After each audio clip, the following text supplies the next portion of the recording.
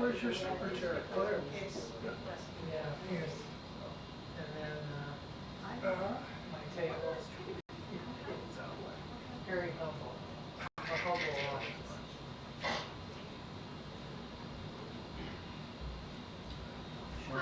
How you doing? Do you know how long the president's been speaking?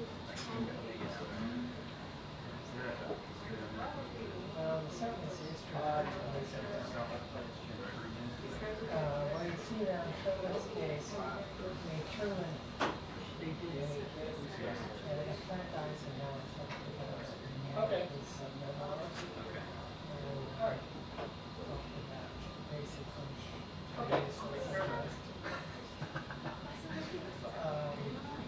but Truman's case, really then begins. Truman was, because of the circumstance he had been left there, not knowing about the war. He was very interested in transition. So at the Jackson, Jefferson Day dinner, Jefferson he announced he wasn't running for the meetings everywhere, and then he tasked the head of the Bureau of the Budget to pull together a recommendation that would be useful for the transition. And then during the summer, he invited the candidates, Busby and Senator Eisenhower, to come to the White House and for a day, and they would meet with the cabinet and the White House, and they could ask any questions they wanted. And Stevenson came, Eisenhower wrote him tough misbehavior, and he wrote it that he thought the people would be confused because he was running against his administration. And then Trump was really upset. So he then responded and very private message telling him he hadn't but it's a good exchange. I'll copy. I wrote it How are we? Yeah. Is your time to shine again? Huh? Is your time to shine again? Oh gosh, it's an interesting time. We have a different model. Yes. The government has been waiting for 4 years. And it's really interesting to see how they address it. Yeah. And who was involved. I don't even know. Were they even using their GSA space for anything yet? Not really. I think remember GSA handed over documents to law. That's enough. And that was it. So, I'll catch up with you soon. So anyway, I'll send it to you. Yeah, I just got curious tomorrow's reading up on these guys, like how long of a history. But it goes back to Eisenhower. Yeah. Dude, Eisenhower.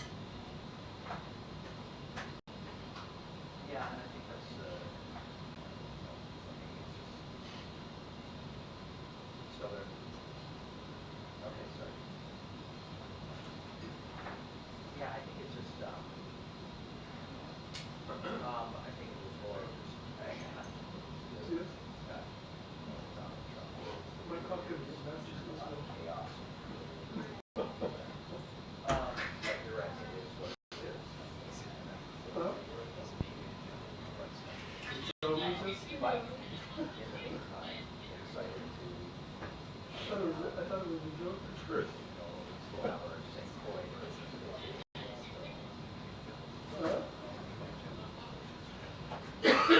Should have rented all this spoiled. No, I'm serious. Wow. I was going to ask you, do you still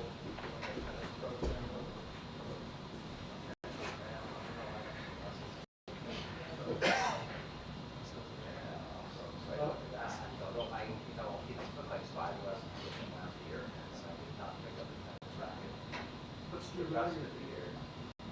No, it was just, and part of it was just election. What position? So, but I'm not going to do this anyway. I'm ready to think about it. I'm going to do it every day. So, a couple things. We need to go down one of the break house ocean. So it's just going to be three of us. Nikki, my producer, she'll have her with her, You try to third us.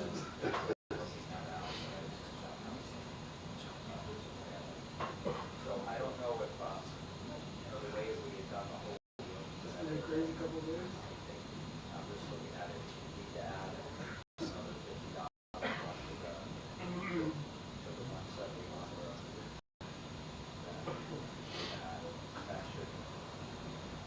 That should cover the whole average.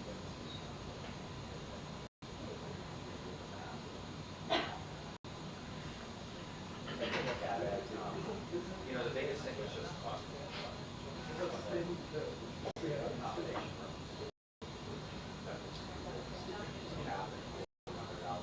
Indian this year.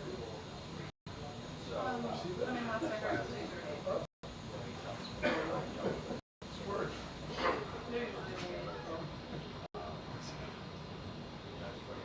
No, the guy that worked on the not the state. So, do the math, let me know if there's any differences. The guy that worked under. But right now we'll go down to the current other basic. And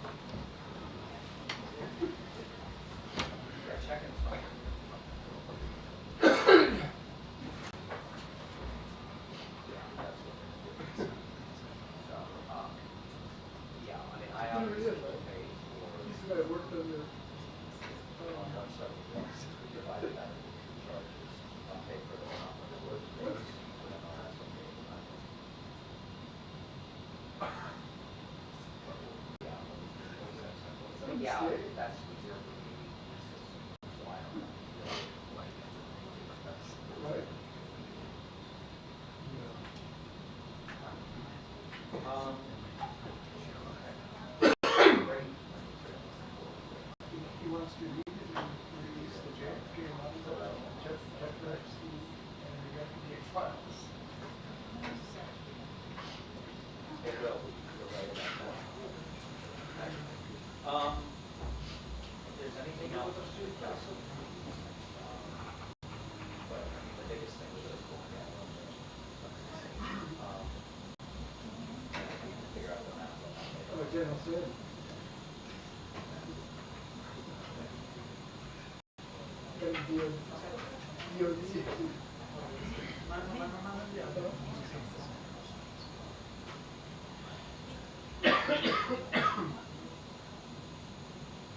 Yeah, I don't want to repeat this last time. I think there was sort of some limited choices, but let's see what we can talk about. And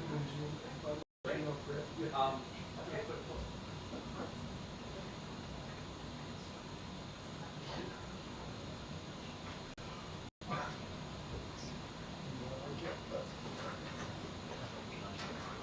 Yeah, I think we're all lined up on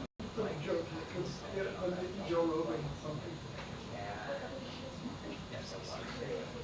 But like, by the time it's probably Joe Rogan, they had a public podcast. He does.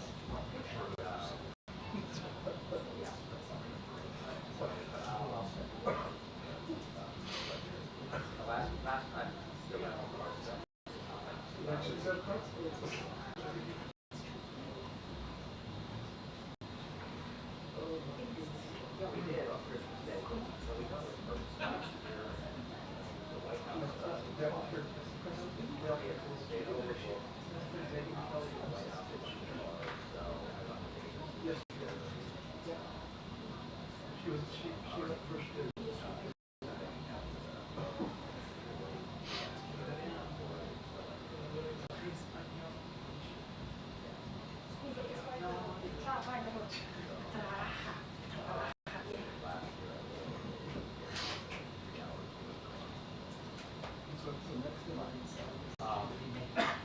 Yeah, so I mean, before we get into Saturday, so anyway, Christmas Day is settled.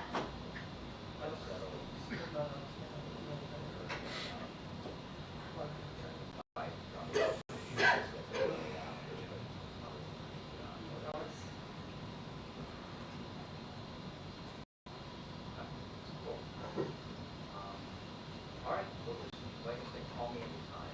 And the number I called you on right now is my personal phone. So, like, your work phone is just my work.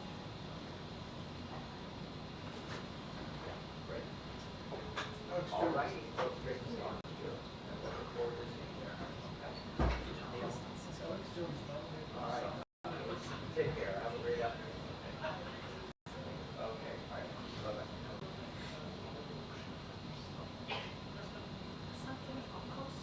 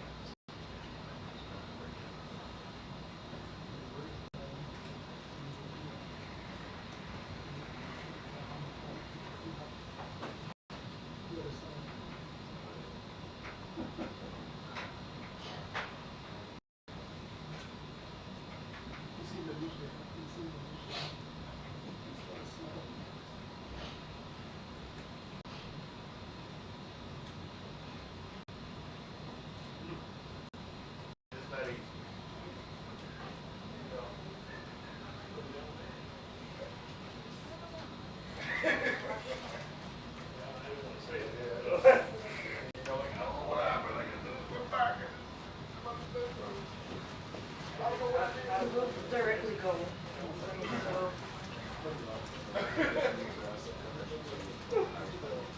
I don't know. They will read that show. All of them. All those ones that are correspondents. I don't know.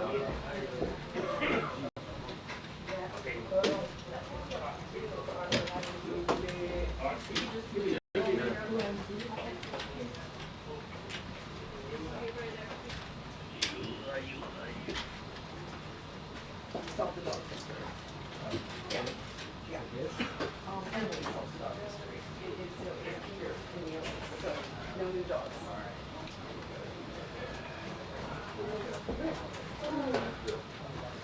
I'm sorry, real chat. Indonesian press, we can meet outside. The Indonesian pool, just outside. Thank you. Yes, sir. I'll come back for your camera, Jeff. All right, can you pack this thing up?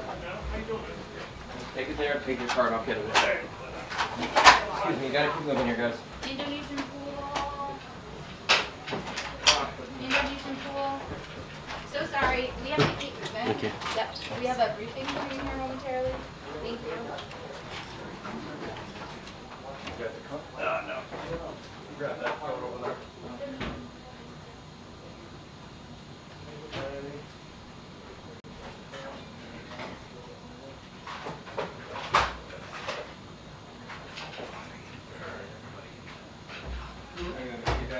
Yeah, I'll read it.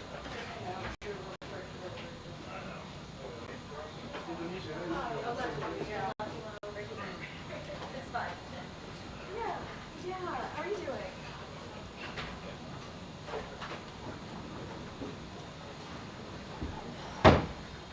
Hey, Chris. Good job.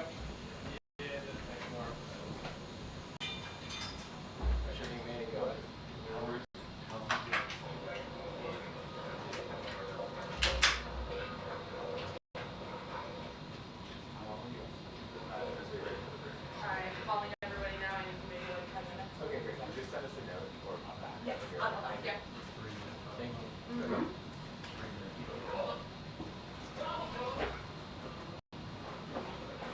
No worries, bud.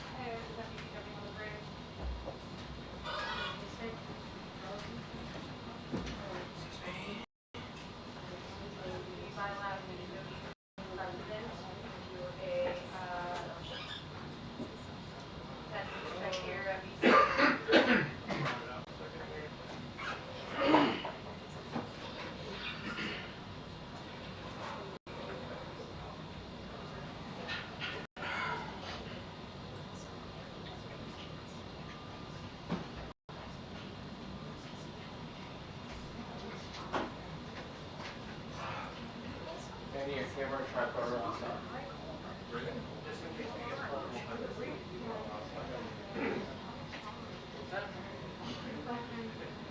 They're out of the pool. For video.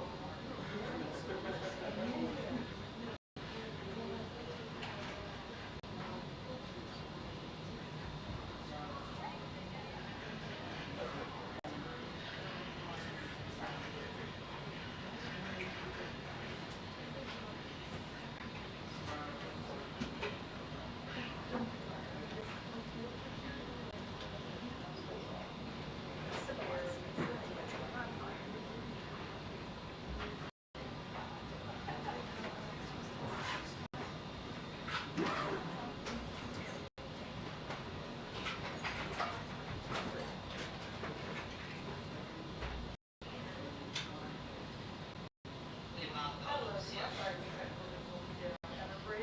this is your empty pool, getting ready to tweet out the Indonesian president Thailand.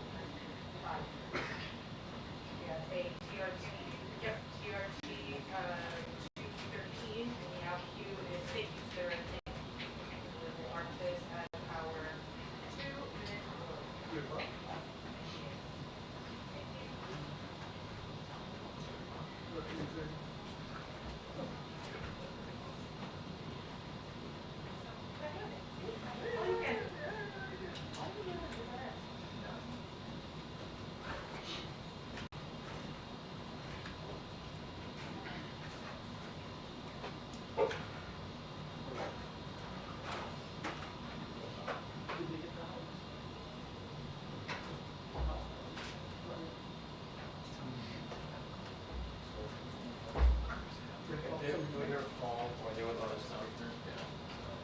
Or they would call us.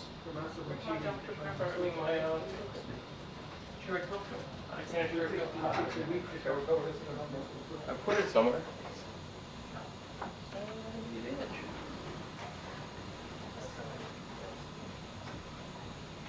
That's not it.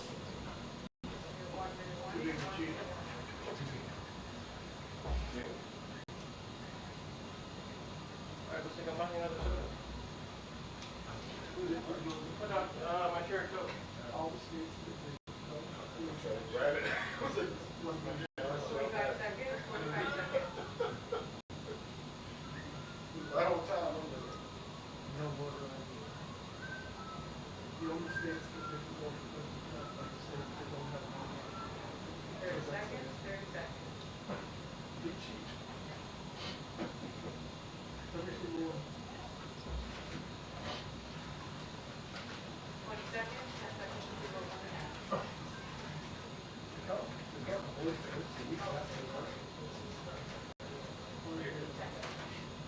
Ten seconds. I grew up in the country where they play the cheat, so you can smell them all the way. Mr. President, welcome to the White House. Good to have you here. Marking the 75 years of the United States and government of the United States. 75 years. I'm proud of the partnership between our two countries have been. What's your schedule like Today, we're going to discuss how we continue to strengthen that partnership. First, my view of created open Indo-Pacific above and beyond that Senate. To the largest democracies in the world, it seems to me our nations have a special responsibility. Second, fighting the climate crisis in Indonesia is critical. Transition, but home is secure. What's your schedule like?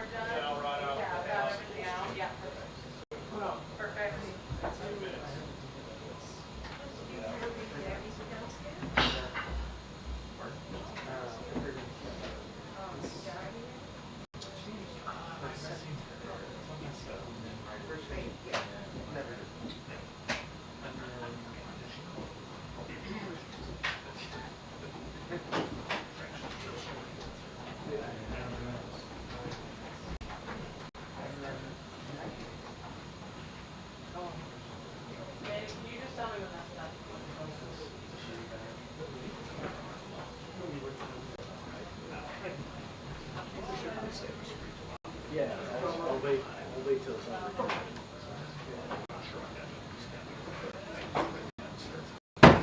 I will when it starts.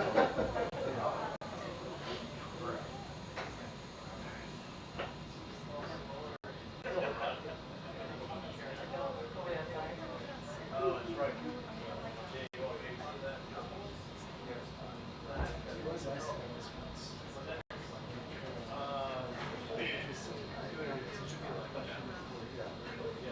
Yeah, I think he's just waiting for the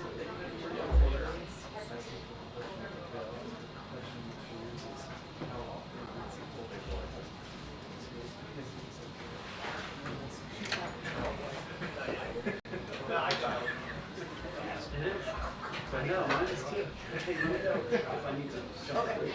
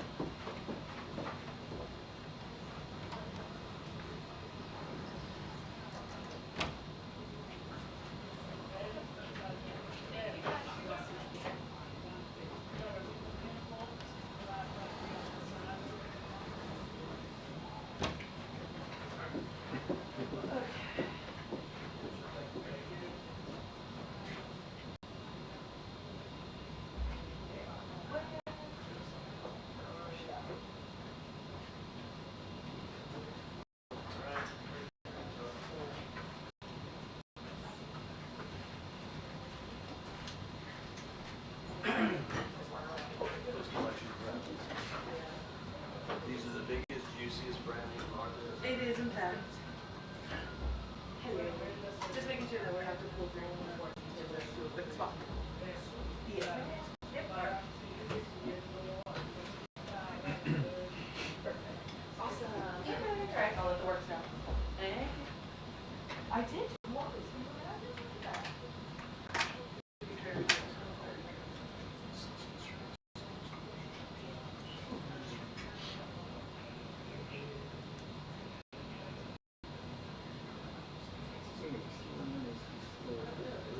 Seriously. Around just what are you waiting for today?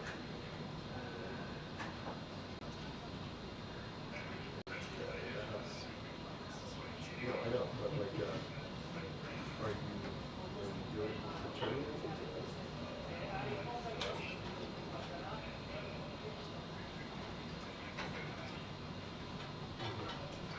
So what do you, hello Jenny, how are you? Nice to see you.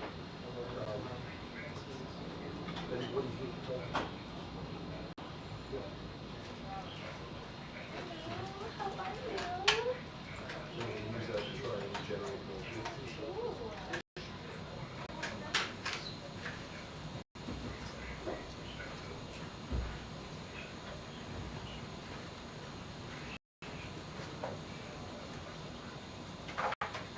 I feel like I've got the pass on. I should use it.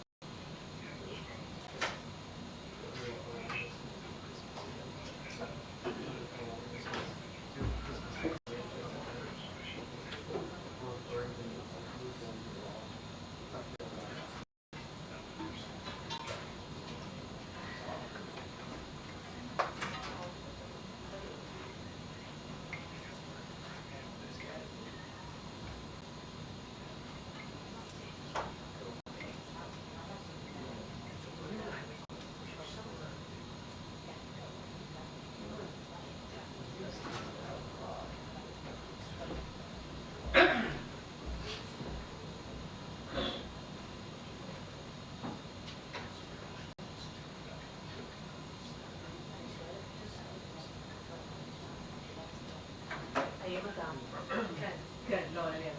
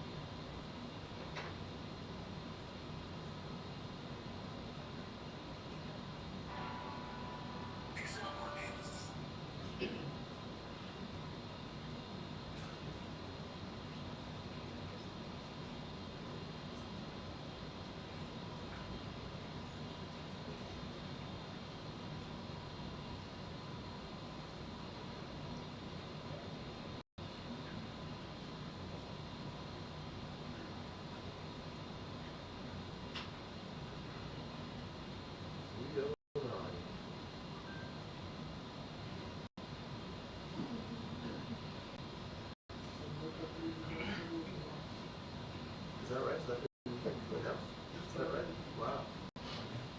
Mike Huckabee is ambassador to Israel. That's not amazing.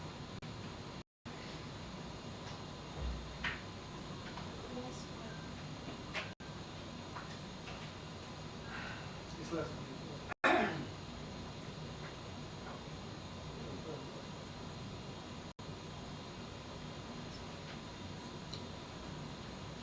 How are you?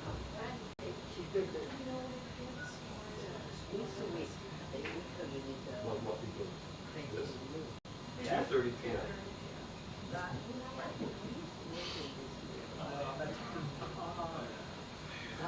If it's any consolation, you'd have the same amount of interest in news on your hands as you have actually already taken. That's okay.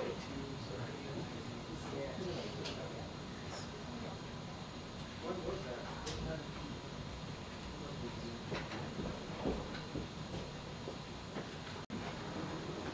What do you think that they're going to do?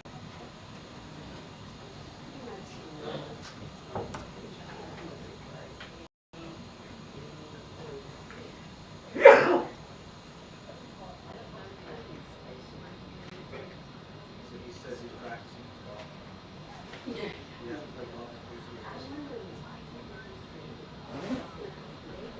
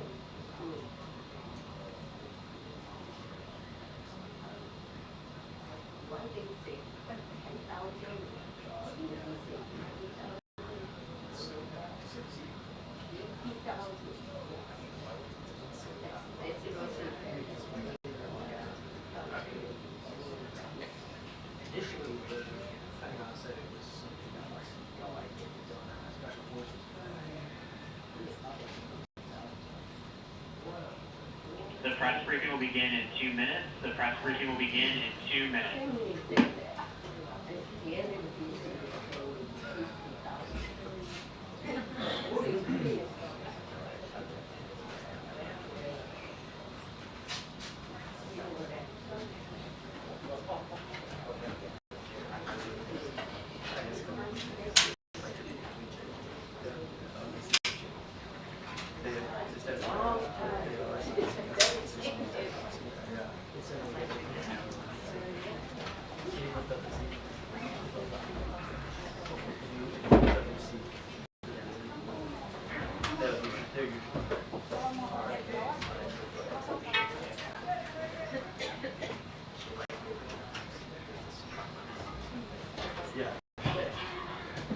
Hello, how are ya? I'm sorry you weren't cool today.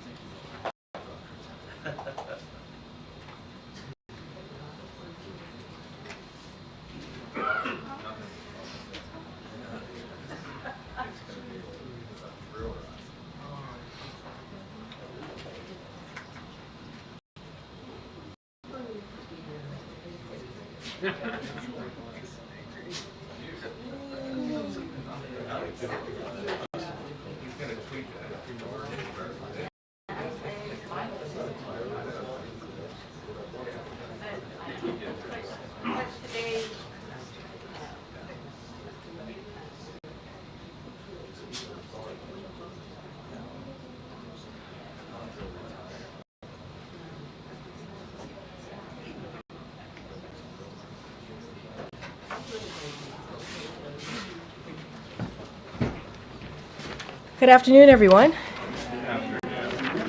Okay. So this afternoon, President Biden welcomed the President of Indonesia to the White House.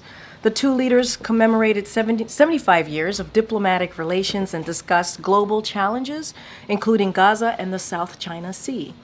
As the world's second and third largest democracies, the United States and Indonesia share a commitment to addressing evolving challenges and capitalizing on emerging opportunities. The leaders also discussed sustainable approaches to food security, clean energy, democracy and pluralism, regional peace and stability, and people-to-people ties, as well as advancing our cooperation in humanitarian aid and disaster relief. And earlier today, President Biden also welcomed President Herzog of Israel to the Oval Office. You heard from the president himself. His commitment to Israel's security is ironclad, and our two countries share a deep friendship.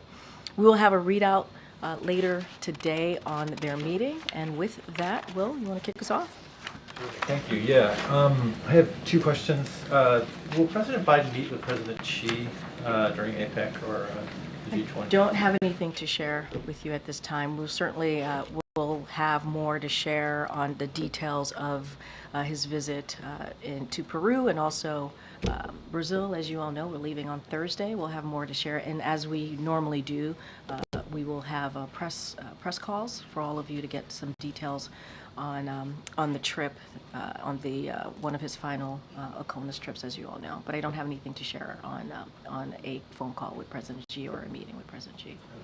On another topic, why does President Biden feel compelled to invite President-elect Trump to the White House and continue a tradition that wasn't followed 4 years ago? Is it possible that the politics in this country have sort of evolved past the norms? I mean, look, that's an easy question to answer, honestly, when it comes to why President Biden is doing this. Because he believes in the norms, he believes in our institution, he believes in a peaceful transfer of power. You heard him speak to this directly just last week when he was in the Rose Garden 2 days after the American people made their decision on this election. And it is important to him. It is important not just because it's important to him, but it's important to the American people. He said the American people deserve this. They deserve a peaceful transfer of power. They deserve a smooth transition. And that's what you're going to see. He reached out to President-elect Trump and asked for a meeting, for them to meet in the Oval Office. You're going to see that tomorrow. That is what is the norm. That is what is supposed to happen. And also that's what the American people deserve. Okay, Karen. Thanks, Karine. 30 days ago, the administration put a timeline on Israel to get more aid into Gaza. Yesterday, Secretary Blinken met with Israel's Minister of Strategic Affairs to talk about the steps that Israel has taken to improve the situation inside Gaza. But today, there are multiple international aid agencies that say that Israel has failed to address the concerns and that the situation is even more dire than a month ago. Does the administration think that Israel has taken enough steps, or do you agree with these aid organizations and their assessment? So a couple of things. Let me just take a look back at the last 30 days. Israel has taken steps to address the measures laid out in that letter from the two Secretaries Blinken and also Austin. And we are in a discussion with the Israelis about both the important steps Israel has taken as a result of the United States intervention, as well as additional steps that need to be taken. So those conversations continue, those discussions continue, and we, the United States, is indeed the largest provider of humanitarian assistance to the Palestinian people. And so we are going to continue to do everything that we can to surge humanitarian assistance in Gaza. We understand how important it is, and in your question, we understand how dire that is. So ultimately, the long-term solution here to alleviate the suffering of the Palestinian people in Gaza is bringing an end to this war. And so we're going to try and work very hard to continuing to achieving certainly that goal. And so that is certainly continuing to be a priority for us as we talk about what's happening in the region. Is the administration, is the president satisfied with those steps, though, that Israel has taken over these past 30 days? Is it enough? I did say that they have taken steps, and those discussions continue because we need more. We certainly need more aid to be surged into Gaza. So there's more work to be done, but we have seen certainly some improvement. And again, we are going to do everything that we can. The United States, we are indeed the largest provider of humanitarian aid, humanitarian assistance into Gaza to relieve the pain of the Palestinian people. And what we're seeing, and you're right, it is dire, but those discussions continue, and we're going to be laser focused on that. If I could just do one more on the meeting tomorrow. Can you just tell us what are the top issues that the president is bringing to the agenda tomorrow? How long you anticipate the meeting lasting? Is he having senior staff there? Like, what's this going to look like tomorrow? So, look, President-elect Trump is coming to the White House because the president invited him as part of this peaceful transfer of power. There's going to be a pool spray at the top in the Oval Office before the meeting commences, and so you all and some of your colleagues will certainly have an opportunity to hear from, or to see that, to see the two of them sitting down together. I don't have anything beyond that. I don't have an agenda to share. It's, we try to keep these, certainly these types of conversations private, and just don't have anything beyond that to share. This is part of the process. When we talk about peaceful transfer of power, this is what you're seeing. It's kind of the beginning of that, when you see the current president and the president who's coming in, sitting down in the Oval Office and having a discussion. Don't have any details to share at this time. Thanks, Karine. Can you confirm whether or not Mrs. Trump has accepted Dr. Biden's invitation to come to the White House as well? Don't have any updates, or we don't have any scheduling updates to give. I would certainly reach out to the Trump transition team to get more clarity on that question. I just don't have anything to share at this time. And can you say whether President Biden is pleased with how the transition is going so far? I mean, look, what the president is committed to doing is making sure that this transition is effective, efficient, and he's doing that because it is the norm, yes, but also the right thing to do for the American people. That's what they deserve. We're going to have a meeting tomorrow. They're going to have a meeting tomorrow, and certainly that will continue. As you know, Chief of Staff Jeff Zients has been pretty open and available to the Trump transition team, and will continue to do so. We want this to go well. We want this to be a process that gets the job done, if you will. And so, look, it's certainly, we're going to do everything that we can. The president trusts his team to get that done and do it the best way possible. And that is our commitment. That's what I can speak to. Just lastly, are there areas that this White House or President Biden's administration are trying to shore up or protect from a Trump administration, perhaps trying to push back or pull back on some of the legislative and other executive order and other gains that the president is proud of? Yeah, no, I appreciate the question. Certainly don't have any policy announcements or anything like that to speak to. What I can say more broadly, if you will, is say that, look, more broadly, the president's legislation is helping all Americans across the country. And what we would say is that we saw what happened when Republicans in Congress tried to repeal, for example, the ACA, Affordable Care Act. They tried to do it more than 50 times. It was something that they were so laser focused on. And meanwhile, the ACA, the Affordable Care Act, was incredibly popular, became more and more popular. And under this administration, we expanded the Affordable Care Act so that millions more Americans could get that benefit, get that care that they so very much needed. And we can't forget that if you think about beating Big Pharma, if you think about lowering costs, if you think about CHIPS and Science Acts, those policies are overwhelmingly popular.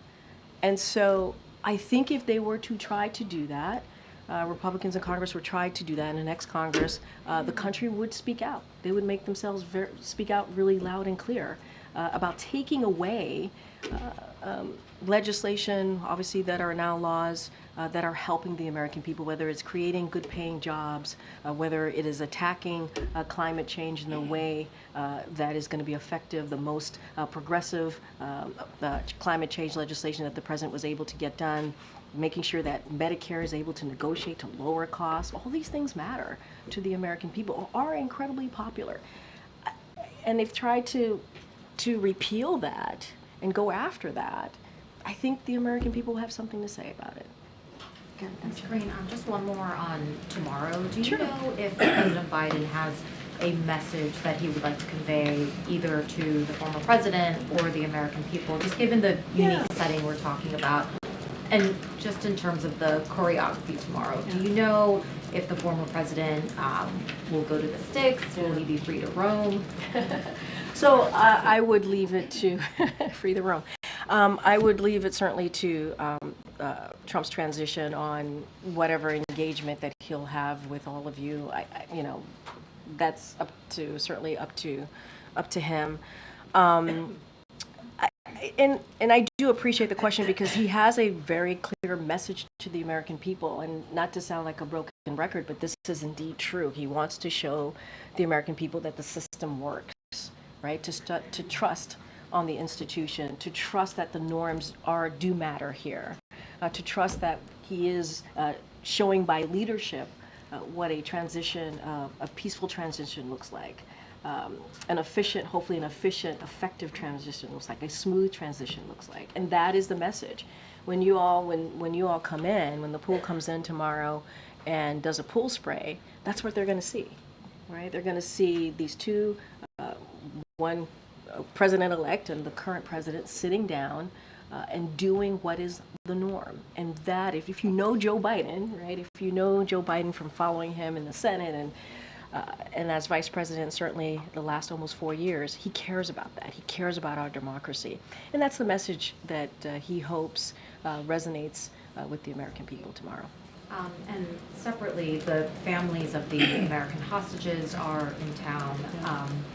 Should they, at this point, have any reason to hope that their loved ones will be released before the president's term is up? I mean, the president is committed to continuing to do the work to get families home, to get all of the, families, the hostages home, including American hostages, obviously, all of the hostages. And that is his commitment to the families. As you just stated, the families are here. They met with National Security Advisor Jake Sullivan this afternoon. They've had regular engagement in meetings with Jake Sullivan, but also many other members of the team here. And, we're going to continue to do the work to get the deal done. And if anything, there's more of an imperative to get that done, right? We want to make sure that we get them, get their loved ones home. And so that is our commitment. It doesn't change at all.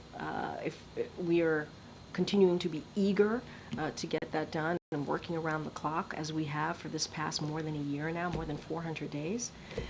And so it doesn't stop our commitment. It doesn't stop us from trying to get that done. You said he's committed to doing the work and continuing to do the work, and the White House is working around the clock. What does doing the work right now look like? What is working around the clock? Trying to find ways that we can get to a deal, right? As you know, Qatar is very much involved. Egypt is very much involved. They're doing their part of the negotiations, and we want to pursue. And we believe there's a number of ways, a numbers of initiatives to secure that hostage deal, to release those hostages, and we're going to work through it. We're going to continue to do that work, and that's what we can say is our commitment, and will continue. It has been our commitment, and continue to do so. Thanks, Karine. I know you don't want to get too far ahead of the conversation, but I did want to point to something that Jake Sullivan said over the weekend. He said that President Biden would have the opportunity over the next 70 days to make the case to Congress and the incoming administration that the United States should not walk away from Ukraine. So is foreign policy going to be on the agenda for tomorrow? Ukraine specifically, Israel's war with Hamas? I'm not going to get into the details of what's going to be discussed tomorrow. That's not something I'm going to get into here. But look, you heard from the National Security Advisor, Jake Sullivan, our commitment to Ukraine. I mean, that is something that we have showed for almost, 3 years since Russia's aggression into Ukraine. And you saw the president's leadership, global leadership on this. When you think about making NATO stronger, when you think about the partners and the alliances that he's been able to bring together, more than 50 countries have gotten behind Ukraine. And continuing, we talked about this on September 29th when we talked about surging aid into security assistance aid into for Ukraine so that they are able to beat back Russia's aggression. So you've seen our commitment. We've been very clear. We don't even need to say that privately because we've been very public about that. And getting to, just went back and forth about making sure that we get a hostage deal and so that we can get hostages home, all hostages home who have been held by Hamas. And let's not forget Lebanon. We want to make sure that we get to a deal there too, and we're negotiating there. Those negotiations continue, and so our commitment has been very clear, and our global leadership, this president's global leadership, has also been very, very, very prominent, if you will, on the global stage. And does the White House have any concerns about the number of foreign leaders who have been in conversation with the incoming president, even as President Biden heads to the G20 in the next few days, as well as Lima? So here's the thing. He's the president-elect. Every president-elect receives calls from world leaders, takes calls from world leaders, has calls from world leaders. It is not unusual. I don't have a comment beyond that. Any specifics or details, that's something for the Trump transition to speak to. Ken Will. Just briefly, a follow-up. Is the president, is he receptive of what the Israelis are doing to push humanitarian aid, or is he happy with what they're doing now? I mean, I don't have a different answer for you to what I was asked by Karen. We are having those discussions. We've seen some improvement over the last 30 days. We want to see more because there is a dire situation happening in Gaza. Also, the U.S. has been leading in getting humanitarian aid, and so those discussions continue. We want to see more, and we're going to continue to have those discussions. And just briefly on Haiti, with the situation there, do you have any statement or reaction to what's going on there with the violence and those being targeted at this point? Yeah, so look, we're certainly, as it relates to the commercial flight, very recently, the gun shots that were reported, so we're certainly concerned about the increase of violence in Haiti. And as it relates to commercial flights and what occurred there, the airport, Toussaint Louverture Airport, operations are temporarily closed until November 18th. And so certainly the airlines could speak more to that. But we are definitely certainly concerned by the increase of violence, and we'll continue to work with, as you know, there's a new prime minister that was named and recognized by the TPC, the Transitional Presidential Council. And so we're going to continue to work with them, and hopefully we can get to a better place. Okay. Thank you, Karine. Did President Biden invite Vice President Harris to this meeting with Donald Trump tomorrow? This is a meeting with the president and the president-elect. This is the norm, that the incoming president and the current president sit down in the Oval Office and have a discussion, and that's what you're going to see tomorrow, is the norm, what we normally would see when we are talking about a peaceful transition of power. President Biden says that he's not going to pardon his son, Hunter. Is he going to ask Donald Trump to do that? I don't have anything else to share about that. I'm not going to go down a rabbit hole on this. I've been very clear. The president's been very clear when we've been asked this question. And we know that at some point during the last Trump transition, then President Obama warned Trump that the biggest threat to the U.S. at the time was North Korea. Is President Biden going to run through what he sees the biggest threats to the country are with Donald Trump? I am not going to get into a specific agenda of what they're going to discuss. And this is very much to the question that I got from MJ. What does the president what's the message he wants to send tomorrow? And it is to the American people. The importance of keeping the norms, the importance of having a transition that is going to be efficient. This is what the American people deserve. And that's the message. And I think when you all come into the Oval Office tomorrow, you do the pool spray, you capture that moment. That is an important message to send to the American people. That's what the president cares about. I'm not going to get into details about any conversation or agenda. And we know that today, a week after the election, President Biden and Vice President Harris had a private lunch. How awkward was that? I don't even understand. Why would it be awkward? Because the president got squeezed out for her, and then she kept him at arm's length, and then she lost, and now she's back. Why would you characterize it as awkward? They have regular lunches. They meet and talk regularly. Why would you call it awkward? So there's no weirdness about the way that things have unfolded since Did you see them? paper. Did you see them together yesterday as well, when they honored our veterans and were together during the day, making sure that we didn't forget the brave men and women that fought for this country. Did you see them together yesterday? Did you see the show of force together? This is, look, I'm not even going to take the premise of the question. What I will say is the president and the vice president had lunch today. They've had lunch many times. They have, they communicate with each other regularly. They had an opportunity to discuss the last 70 days or so of this administration, how important it is to get things done for the American people. And that's their focus. That is genuinely their focus. Yes, Pat. Thank you, Karine.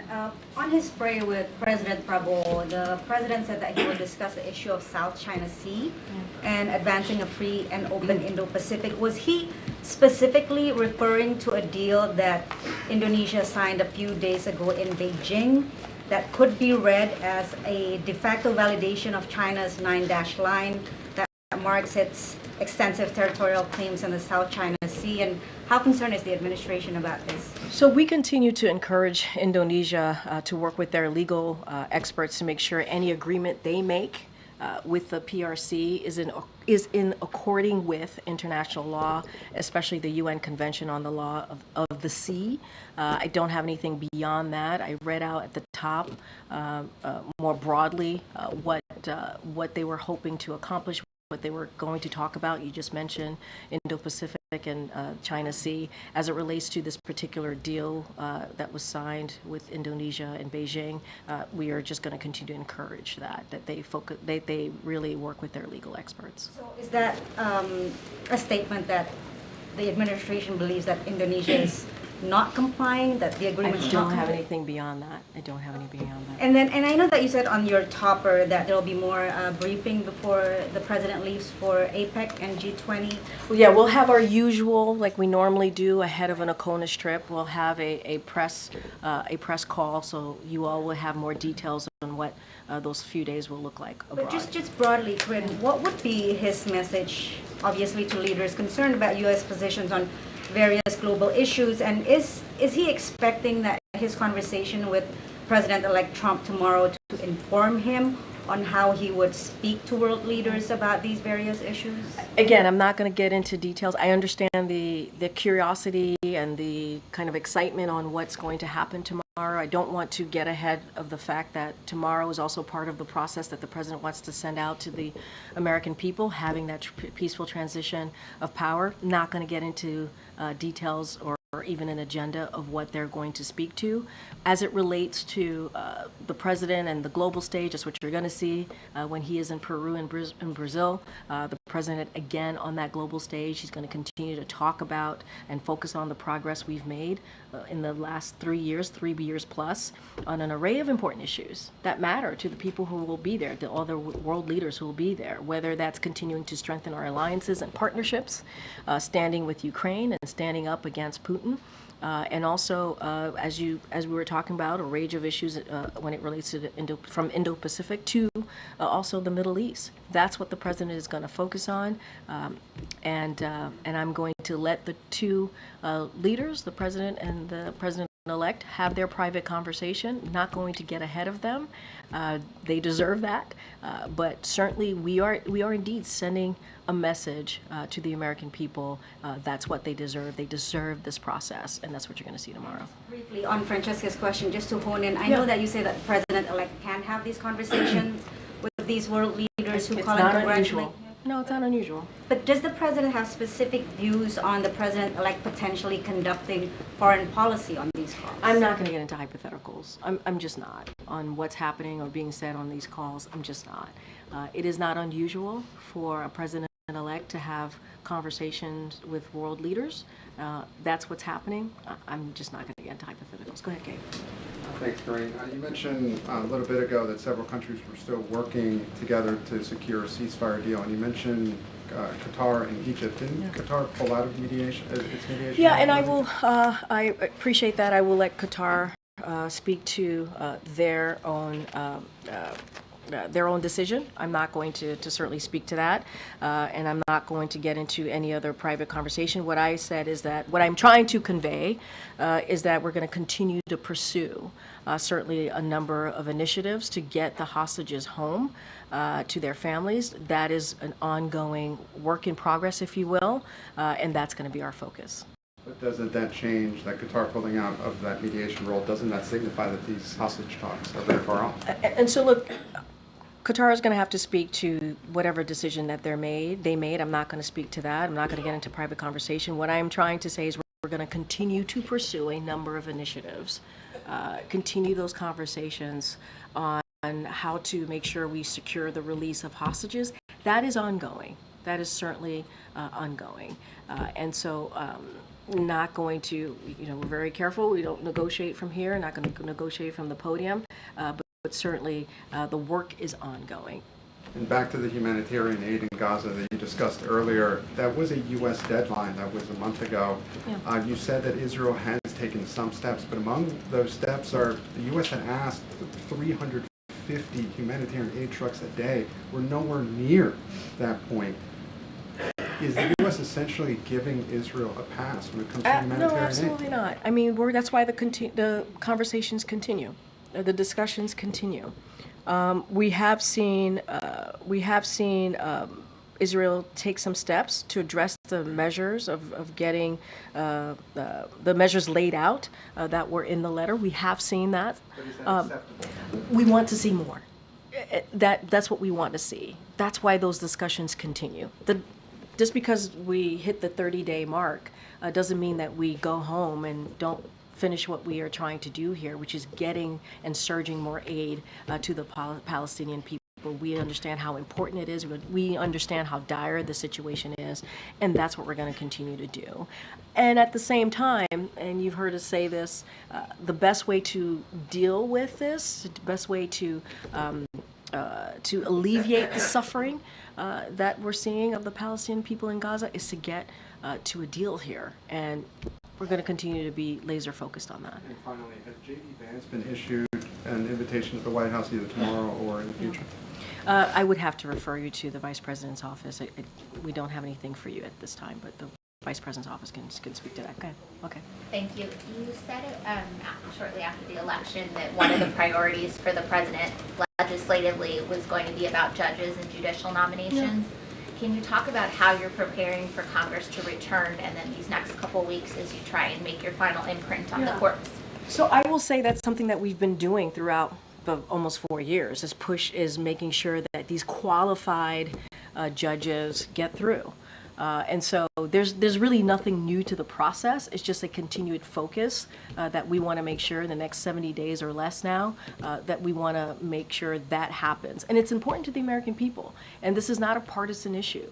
This is bipartisan. And we have seen this in this type of period of time and other transition period, if you will, where the sitting president has been able to get some judicial judges go through, and that's what we want to see Congress. We want to see Republicans and Democrats come together, as they have, to get these key judges through. Let's not forget, we're talking about what's right for the American people. We don't want to see, backlogs, if you will, when it comes to getting criminal cases through. This is the norm. This is part of what we've seen in the past when we're talking about a transition period. So we're continuing to do that work. There's nothing new. We want to make sure that work continues. Do you have a point as when you expect to make your final nominations? I don't have anything specific for you. I'm sure that we can talk to the Office of Leg Affairs on anything more specific on a timeline, but this is one of our priorities that we want to make sure that we get done for the American people. Okay, Brian. Thank you. Thanks a lot. President Trump has promised to launch the largest deportation in American history when he becomes president.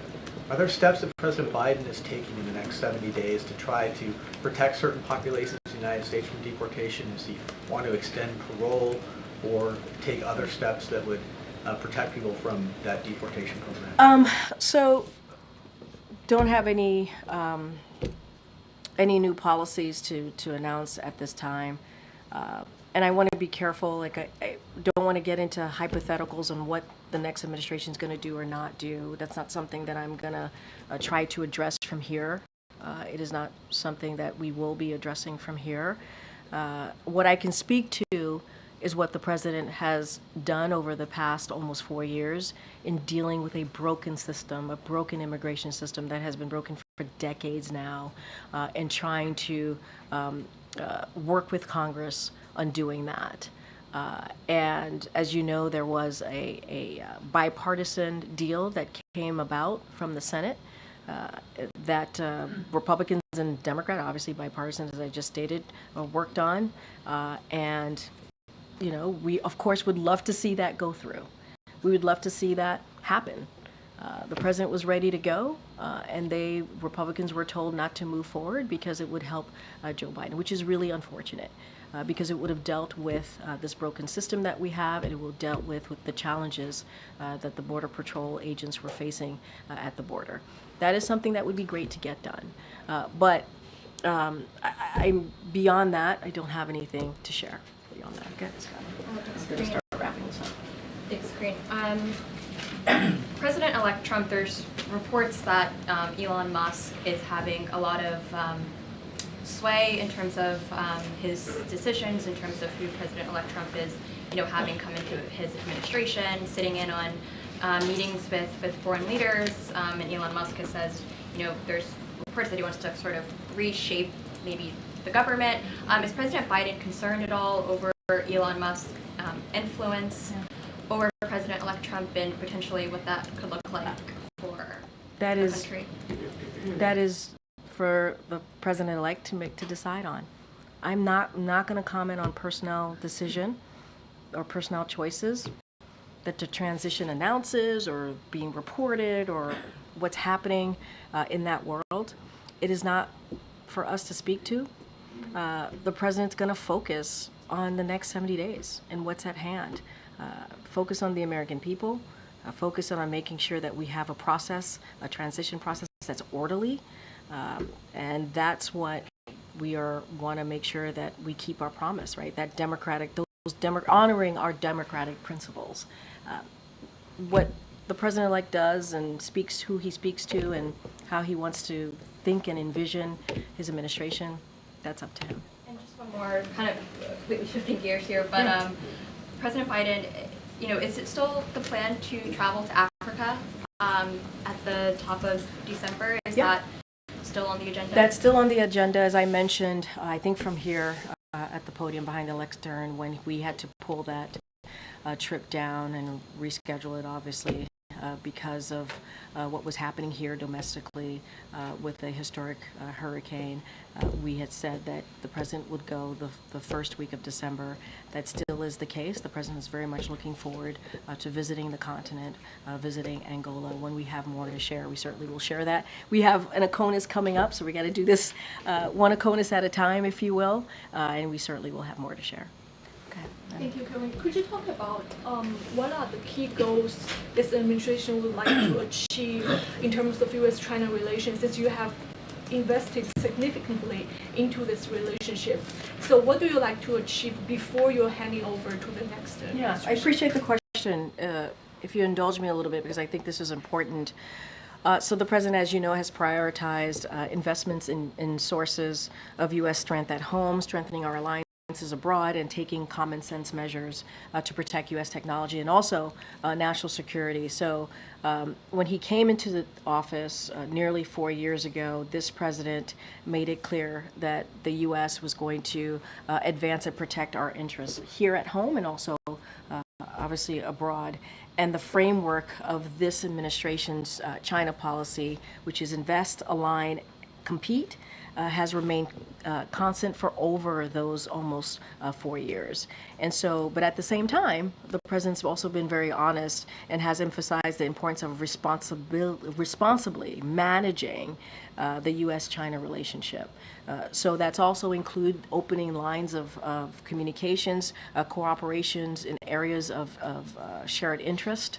Hence the important bilat, right, that he had with the Indonesian leader. And so he's going to continue to advance the U.S. interests when it comes to engagement with the PRC, just as he's done for the last 4 years. So that continues over the next several weeks, couple of months. So I would say stay tuned. See how it goes. Does the president feel urgency or importance to meet President Xi in person before his turn? I don't have anything to share about a meeting or a phone call. I just laid out the importance of the U.S.-China relationship, what we've been able to do the last 4 years. That's certainly going to continue. And if we have more to share on a possible meeting or certainly a phone call, we would certainly do that, share that with all of you. Quickly, why the phone call hasn't happened since Jake Sullivan previewed it 2 months ago? Things like this take some time. I just don't have anything to share with all of you. But I think we've been pretty. You've seen that relationship and how that's developed, how the president approached the U.S.-China relationship, and that invest, that align, that compete, the 3 things that I mentioned to you, is certainly going to continue. You've seen that the last 4 years. And if we have more to share, we certainly will do that. Thanks, everybody. I'll see you tomorrow.